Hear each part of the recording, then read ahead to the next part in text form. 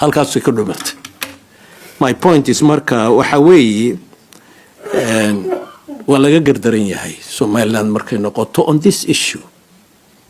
waxay kari waayeen idaahaan warbal qadiyadan anu dad inaga mid oo reer Somaliland ka soo saarno ka bixi kara godkan iyaga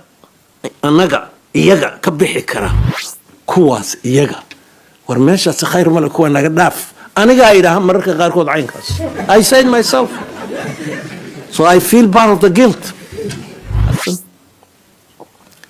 qof ra'iisul wasaare ah oo karti leh oo reer Somaliland doono list, I will bring you a list of 7 or 8 people that you can choose from, and the 4 of us will not be included. When Hassan won the elections, we pulled our votes together so that Hassan will get the vote after he became the kii noogu cod bata ayaan codka siinayna afarta ugu dambaysa kii noogu cod bata.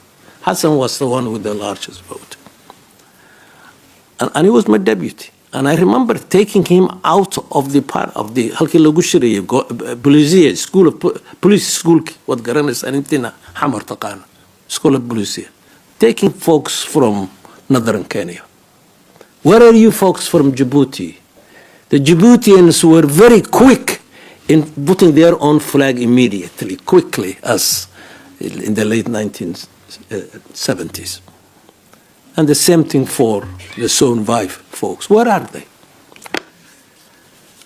So my perspective on this, and I don't think Abdi and I are different on this, is that the guilt is shared by all.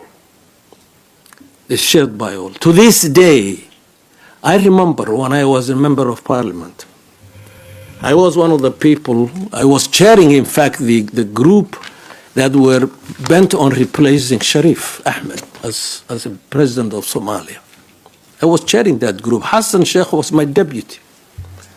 Yeah, and I remember saying to them in the conversation, they were about what they called the 8 big kind of a group, Hassan Sheikh, Farmajo, myself, people like that, Badiye, people like that.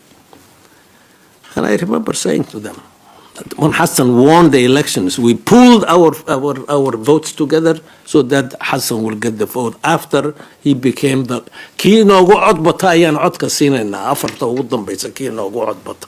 Hassan was the one with the largest vote. And he was my deputy. And I remember taking him out of the part of the halkii lagu shirayay Buuxiya school of police school what garanaysa intina xamar taqaan school of Buuxiya.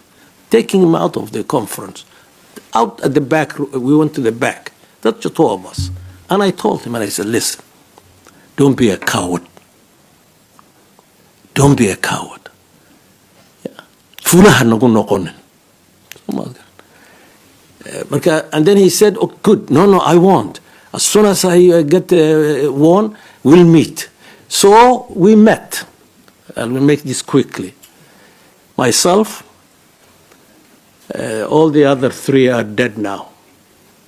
Dr. Ali Khalif Khalid, General Jama Yere, and the 4th person, Ismail Buba, Maalin Kege. Ismail Buba. These 4 of us. Big names at that time in Mogadishu. They were bigger than I was, even though I was running for the office. And some of them were my teachers. We went to see him, Hassan. He's barely 3 or 4 days in office. We went to Villa Somali, we met him. We wrote 1-page note to him in Somali and in English, and then orally to deliver that. And what we suggested was, in order to get to this most important issue, nothing was most important than the fate of Somaliland.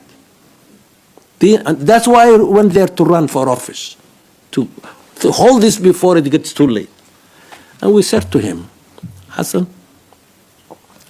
qof ra'iisul wasaare ah oo karti leh oo reer Somaliland doono list, and we'll bring you a list of 7 or 8 people that you can choose from, and the 4 of us will not be included. We will get that for you, so that there's no self-interest, no aniga. Yeah. Ku dhawaaq. Second, I have that document. Create a panel group, maybe about 13, 14, divided halfway between Somalilanders, people from the north, and the old southern part of the republic, those 2 groups. And in fact, who are committed to the national union, but they are open-minded enough to listen to the story that is bubbling up in the north. Yeah. And they become somewhat judicious people to understand this and then bring it out. And he said, okay, I'll do it. He said, President, second time now. Never did. Never did. Halkaasay ka dhumatay. My point is, marka waxa weeye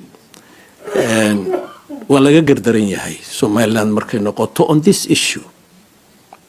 God has not given them the special instruction that they should be the ones who would always have to think about national union. Where are the others?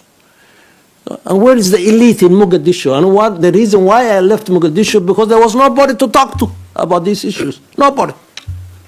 Okay, and I resigned.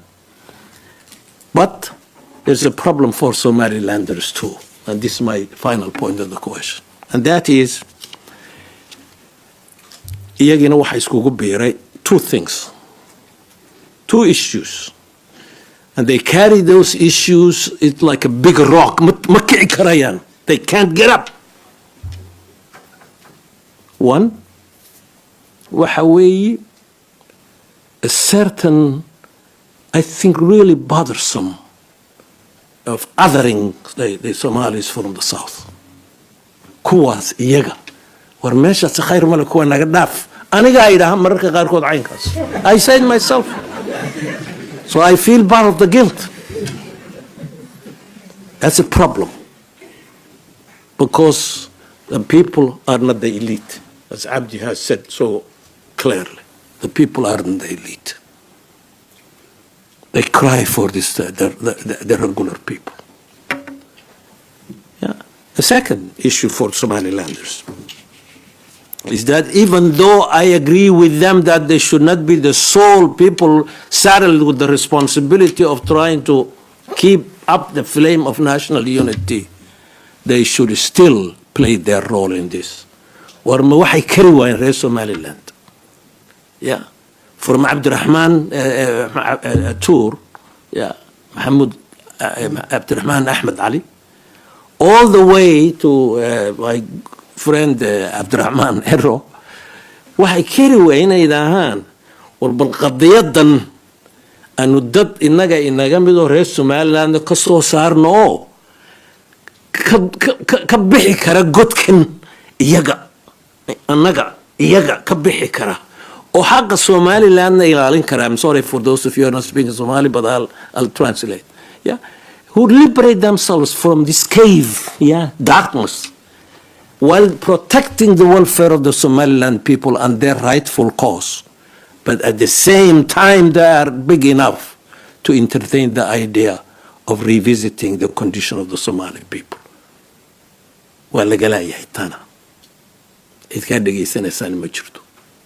I've spent many hours in Hargeisa every year.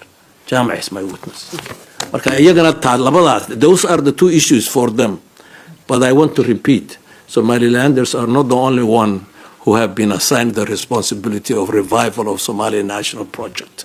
And I think the big failure is on the south to a great extent, but equally important in Djibouti, in NFD, and in Zone 5.